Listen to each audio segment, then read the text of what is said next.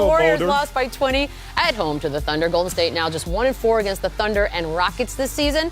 And Steve Kerr voiced his concern following the game. Yeah, we're out of whack right now. We're just not playing the way we normally do in terms of the ball movement and the pace and the spacing, and defense has not been good either. So it's been a struggle. This is how we try to talk about the Warriors and maybe add a little adversity. Yeah. Okay, so past 8 days, they've lost to the Jazz by 30 on the road to the Nuggets. Does this concern you at all? It's All-Star next weekend?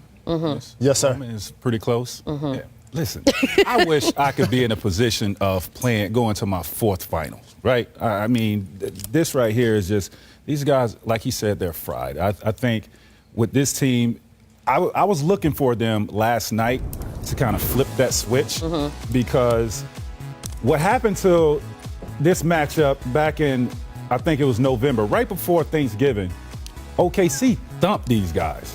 And this possibly could be a second-round match. This could be a semifinals matchup right here. And I was looking for them to flip that switch. I know they hadn't been playing well, but a team that has 2-time MVP, Kevin Durant, and 4 All-Stars, I say that. I was looking for them to flip that switch against OKC, and they didn't. And they got thumped again last night. 2 games, 47 turnovers against this team. Is it reason to be concerned? No, I think they're looking for All-Star weekend. No need to concern. As we all know, you guys played on very good teams. You look at the season in sections. You say you have the beginning of the season, the first half. And then, you know, whatever struggles or how well you're playing, you get to the first half. Most teams who are in the hunt in that playoff run, they're like, all right, we got to get to All-Star break. After that, we're going to turn it up. You know, you have a little more energy. You get that week off now. You get, or in our case, we only got a couple days. You're like, it's like a new energy when you get away from everybody and you come back. That's what the Golden State Warriors need. I'm not concerned about them. For one, they're bored with the process, it seems like sometimes. When you've been to 3 straight finals, you know, our team, I've been on teams, we were so bored with the process. We won 50 games. And then when the playoffs started, we rolled through the playoffs to the finals. By the way, before you speak, Jay, this is my concern with them. And in the past, their bench has played well. Okay. Andre Iguodala, David West, like these guys coming off their bench have been playing well. But it's lately, not the case. Lately, their bench has been very, very suspect. But yeah, it's not great. When you look at the contenders, out of the contenders, Houston, OKC, Golden State, Cleveland, which bench is actually that good? I have an answer for you. Which bench is I have an answer for you, sir. I'm concerned. And here's why. Number one, because the Houston Rockets are better. They're a formidable foe that if the Golden State Warriors aren't playing their best basketball, that could eliminate them. Absolutely. Number one.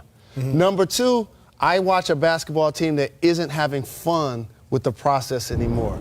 They're emotionally intoxicated. Every time the whistle blows, somebody's not only upset about the call, but they're demonstrative about the call.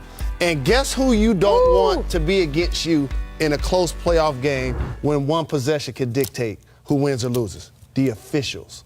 Because you don't get the benefit of the doubt. If you don't get the benefit of the whistle, you can now put yourself in a position to be in a tough series. The only one who's been a victim of the refereeing and who's been demonstrative is KD.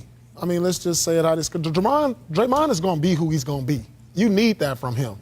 KD is the one who you kind of get worried about, like when playoffs come, if he's going to be adding up all these technicals and getting ejected. You don't want to put yourself in a situation where you did 2 years ago where Draymond had got a technical and was suspended and it cost them the series. You don't want to put yourself in that position. And there could be a cause for concern that one of these guys that can happen to as these suspensions and technicals add up. Look, the good thing about it, All-Star break is coming up. They have 30 games to get it right and get back on track and play championship basketball. Last year, it was a sense of urgency that they played with because of everything that went on with KD. They don't have that this year, but they didn't have the competition that they have with the Houston Rockets. These guys are pretty damn good. Both of you guys alluded to something I want to touch. It's not just KD. Livingston's been suspended. Steph is throwing the mouthpiece. You mentioned KD as well. Also, their bench. When I'm watching them play, there are some people that they're asking to play quality minutes that I am still waiting to see. Like, when I see Nick Young at the end of the game, open for a 3, and Steph is on the wing, and he pump fakes and shoot an air ball, I'm like, wait a minute, he might actually be in a game in the conference finals. I have to see him perform in that moment. They're relying on him to play quality minutes, for example. The thing you have to ask yourself, before one more thing, baby. Oh, no problem.